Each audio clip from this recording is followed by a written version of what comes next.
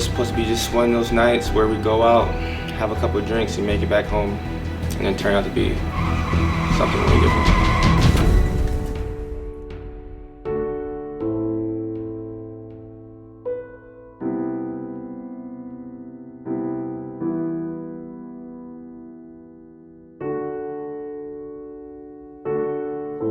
My name is Lorenzo Baker.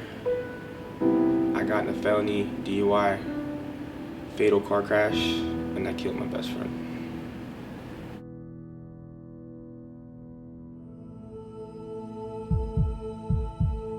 Me and Cameron Cox met the year 2006 when we both was in middle school. We both had a passion for football. We met on the gridiron. He was a quarterback, I was a receiver. We linked up ever since then. It's almost like we was Siamese twins, we was always stuck together. That morning I woke up, went to work on a normal day. My boss told me just have a good day, stay out of trouble, enjoy your New Year's, and see you for work in 2 days. We was going out that night to celebrate New Year's Eve and New Year's. Right before I left my house, I was sitting there watching TV and I seen a couple advertisements for Sober or Slammer. And just, they typically play on TV, I didn't think too much of them. There's nothing cool about DUI. It's almost like it was coming on just for me. And then as I proceeded to leave my house, as I was walking out the door, I actually got a phone call from my grandmother. She told me that something was bothering her that night, that she felt like I shouldn't go nowhere. Now I can't stay home, as in she thought or knew something bad was going to happen. I just told her it's fine. I already had people waiting on me, that I had to go. I would talk to her later. Living a young adult life, wanting to go out and have fun, meet the girls, just have a good time with my friends. I decided to change it up this year, and I decided to have some drinks that night. So I proceeded to Cameron's house. We proceeded to the car to leave. For some reason, Cameron looked over to me and just wanted to tell me that he loves me, but let me know that if anything ever was to happen to us, that his parents would still love me, that he would still love me, that I shouldn't worry about anything. It was a $10 cover charge. It was pretty packed. I remember having one beer and one shot. I had cannabis in my system as well. I was planning for myself to drive home no matter what, because I was not planning on being intoxicated. I took procedures on eating more food, on leaving my money at home so I wouldn't be tempted to buy alcohol, but that just wasn't enough.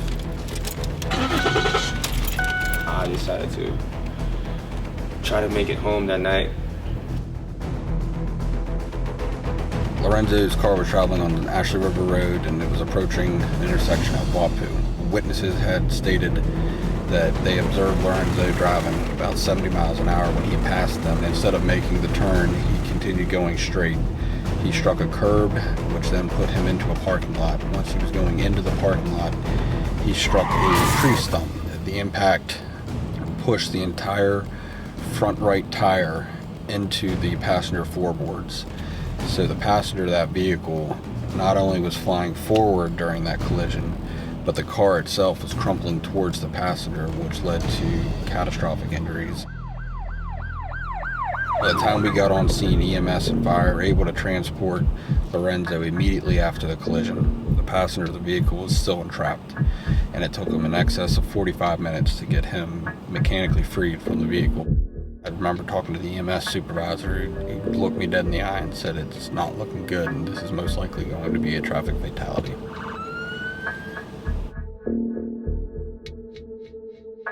The last thing I remember is just waking up in the hospital. The TV in the room, it was on the news, and Cameron used to play football, but at that time they had him playing football on TV, which was 6 years ago in high school. And at that time, I realized something had happened to him, but I just didn't know what. By his pictures and videos being on the news, I just assumed it was him. Cameron Cox. Right before surgery, they did inform me that he has passed away. And I can honestly say I probably sat right there and cried for a good 20 minutes. After my surgery, my right leg was broken and my left leg was handcuffed to the bed. I was approached by an officer, and he started to question me about my whereabouts that night. In the state of South Carolina, you're presumed to be intoxicated when you blow a 0.08 or over. But sample I provided for the police department and the medical staff came out to be 0.17, double the legal limit.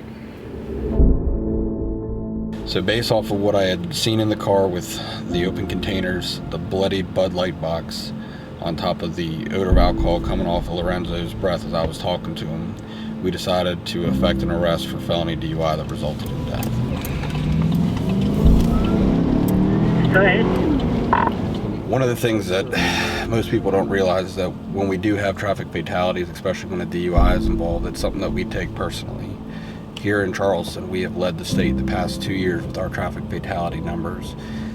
And I look back on this incident and I think, what if I would have stopped him? What if I could have stopped him for the speeding on 61?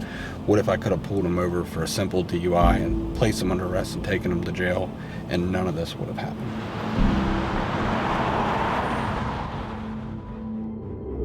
At that time, I was facing 1 to 25 years at the minimum. And that would have put me getting out of jail at the least of the age of 43. I had pleaded guilty to reckless homicide, which offered probation, but the max sentence was 10. I was ready to accept anything that was handed down to me, and I did, and it just happened to be 4 years probation. Lorenzo is extremely fortunate that the victim's family was forthcoming in saying that they supported Lorenzo, that they did not want to see him go to jail. But now he is telling his story, hopefully to prevent someone from making the same bad decision. Getting arrested was probably the easiest thing about what happened to me that night. That night changed my life. I lost my brother, my best friend, someone who I was hoping to see our kids play together in the future. I took someone's son away from them, someone's brother away from them. I knew there was a chance that I can get arrested for DUI. Did I ever think that I would try to make it home and lose my best friend, my brother, that night? Not at all. You can't have yourself making high-risk choices. Going out and not having ED, going out and not having Uber on your phone or having the money for Uber, going out and getting intoxicated and then getting behind the wheel. You don't want to wait until you're behind bars, until you're in the back of a police car asking you to blow to this tube. By then it's too late, and somebody might be dead from that. Unfortunately, it is because of these critical incidents that law enforcement has to work 24 hours a day, especially on our holidays when we know people are prone to go out and drink and drive. This is the absolute worst that could happen, is we have somebody lose their life as a result of drinking and driving. This is 100% avoidable, and there is no reason that we should still be handling or working felony DUI resulting in deaths anywhere in Charleston County. It made me mad that I ever put myself in that situation, that it all could be different, that maybe if I would have changed my actions, that I would still have my best friend right next to me. I see him every day. I say what's up to him every day. I talk to him every day. He's still always in my heart. Every day I think about what I've done and who I've done it to.